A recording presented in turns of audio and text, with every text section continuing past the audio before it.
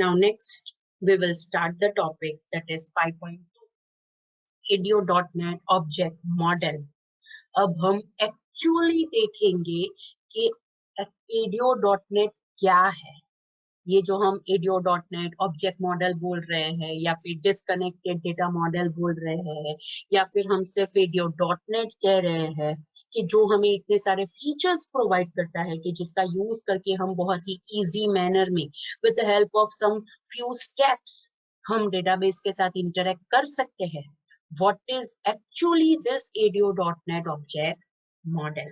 And that is 5.2 of your syllabus, right? So हम वो start करते हैं।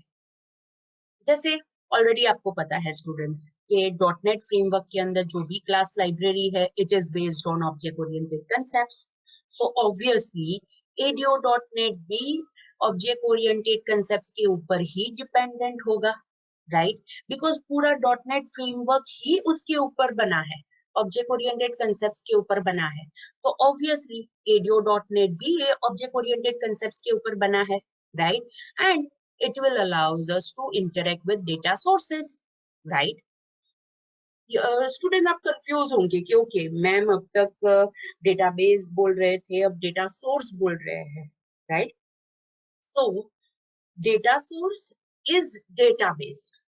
Again I repeat, data source is a database, लेकिन हम वहां पे सिर्फ हमारी वो relational database, Microsoft Access database, SQL Server database, वो हम सिर्फ एज्यूम नहीं करेंगे।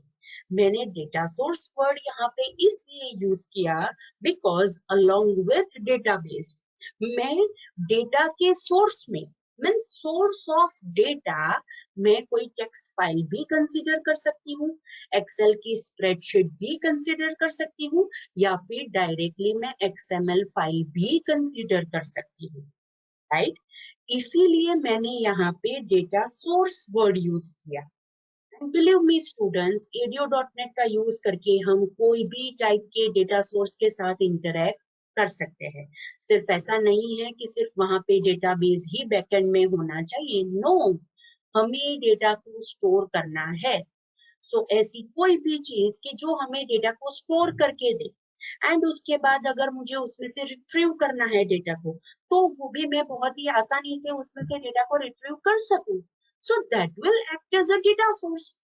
एंड अगर मुझे डेटा सोर्स के साथ इंटरेक्ट करना है then I will use ADO.NET object model, right? So students, there are many different types of databases. Microsoft SQL Server है, Microsoft Access है, Oracle है, IBM की DB2 है, Borland की Interbase है, MySQL है। Students, ये तो बहुत ही few examples है। बहुत सारी different types of databases available है एंड वो सारी डेटाबेसेस के साथ अगर हमारे पास उसके रिलेटेड हमारे .NET फ्रेमवर्क के अंदर डेटा प्रोवाइडर प्रेजेंट है तो हम बहुत ही इजी मैनर में उसके साथ कोई भी टाइप की डेटाबेस, वो पर्टिकुलर डेटाबेस के साथ हम इंटरेक्ट कर सकते हैं, right? Okay, now this ADO.NET object model is also known as disconnected data model. It is also known as connected disconnected data model. It is also known as connected disconnected architecture. Students, there are many different names of this ADO.NET, but उस names different है, वो काम तो एक ही करता है, that is database interaction, right?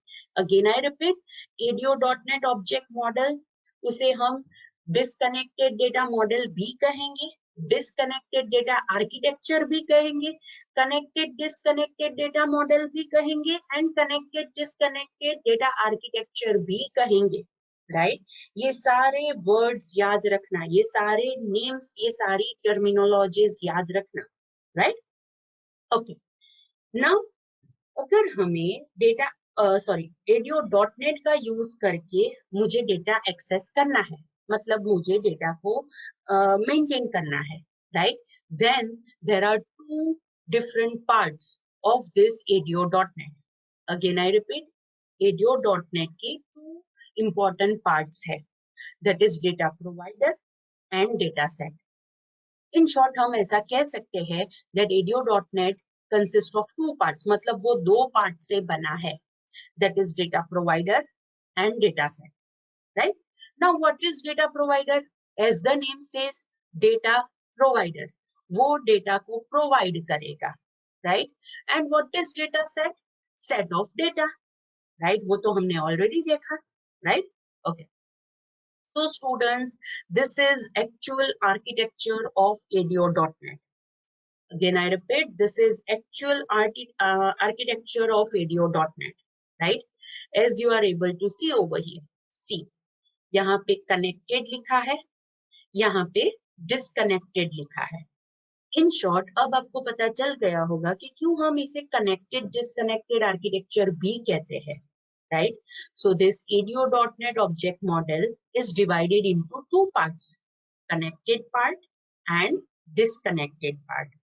अगर हम कनेक्टेड पार्ट की बात करें तो वहां पे .NET का डेटा प्रोवाइडर पार्ट आएगा, एंड अगर हम डिस्कनेक्टेड पार्ट की बात करें तो वहां पे डेटा सेट आएगा, राइट? सो हम ऐसा कह सकते हैं कि ADO.NET के अंदर या फिर ADO.NET डिस्कनेक्टेड डेटा मॉडल कैसे बन पाया, क्यों बन पाया? And the reason is this data set. Because of this data set, ADO.NET object model has become disconnected data model, right?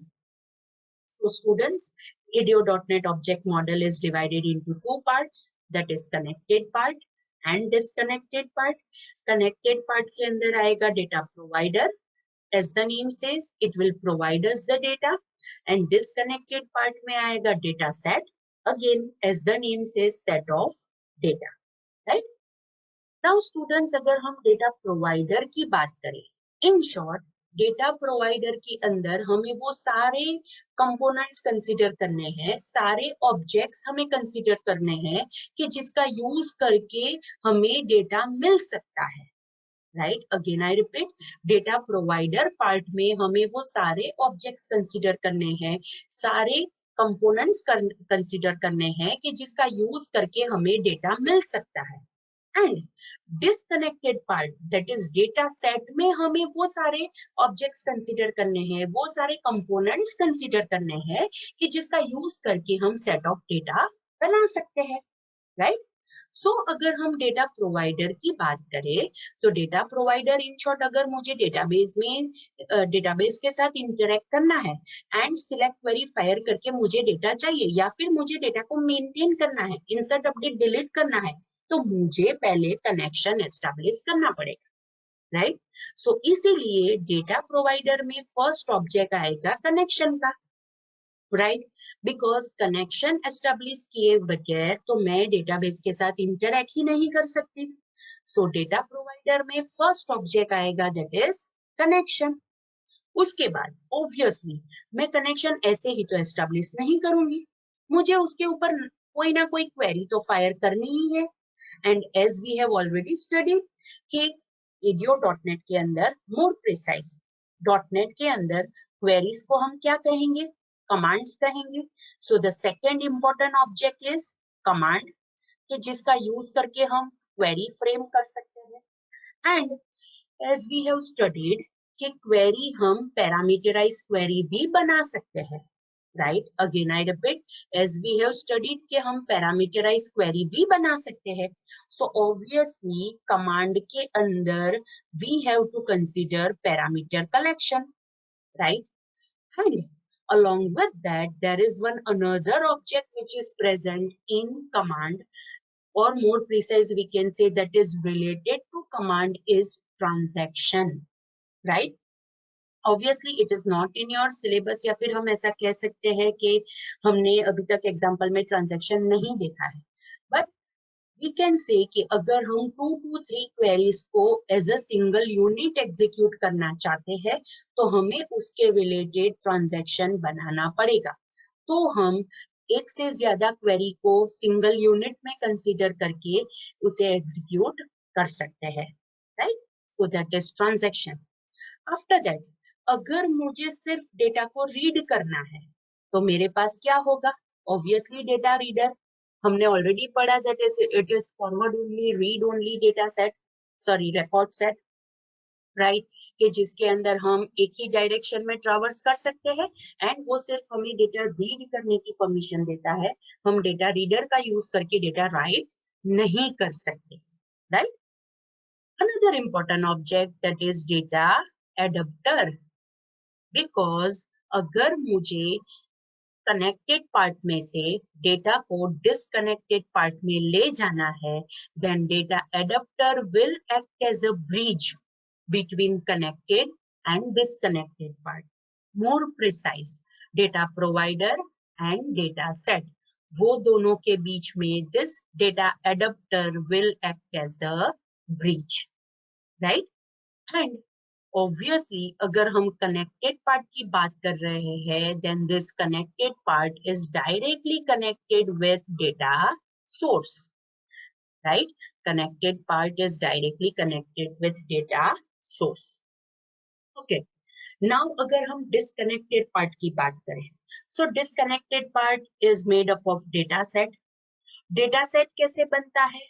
Obviously, data set is created with the help of data tables collection, because data set के अंदर तो एक से ज्यादा tables हो सकते हैं, so we can say कि data set के अंदर two important things होगी, that is data tables collection, और वो tables के बीच में relation establish करने के लिए data relation collection, right? So अगर हम data set की बात करें, then we can say that this data set consists of two objects, data table and data relation, and obviously वो एक से ज्यादा होंगे, that's why we have used over here collection, right? Okay, now अगर हम individual data table की बात करें, obviously data table collection के अंदर individual table तो होगा ही, so अगर हम data table की बात करें, then this data table is a collection of data column, data row and constraints, जैसे हम टेबल के अंदर fields, rows and constraints add कर सकते हैं, likewise data table के अंदर हम data column, data rows and constraints वो भी हम create कर सकते हैं. We can see that data table is a collection of data column, data row and constraints, right? And obviously अगर हमारे पास डेटा सेट के अंदर एक से ज्यादा टेबल्स है, that is more precise data tables है, तो हम वो सारे डेटा टेबल्स के बीच में हम डेटा रिलेशन एस्टेब्लिश कर सकते हैं, इसीलिए एक से ज्यादा डेटा रिलेशन हो सकते हैं, that's why I have used over here the word that is collection, right. And this disconnected part is connected, that is it is related with XML, because हम डेटा सेट के ऊपर से बहुत ही easy manner में XML file create कर सकते हैं कि जिसे हम नेटवर्क के अंदर डेटा को ट्रांसमिट करने के लिए यूज कर सकते हैं, right. So students, this is actual architecture of ADO.NET. More precise, we can say this is actual diagram of ADO.NET object model, right? कि जिसके अंदर it consists of two parts, that is connected part and disconnected part. Connected part is also known as data provider, whereas disconnected part is also known as data set.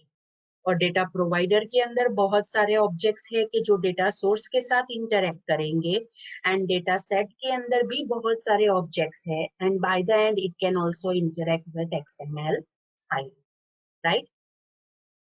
So students, ये तो मैंने सिर्फ आपको brief overview दिया related to ADO.NET object model. हमें अब one by one सारे objects, right, detailed manner में along with its properties and methods study करने हैं, right?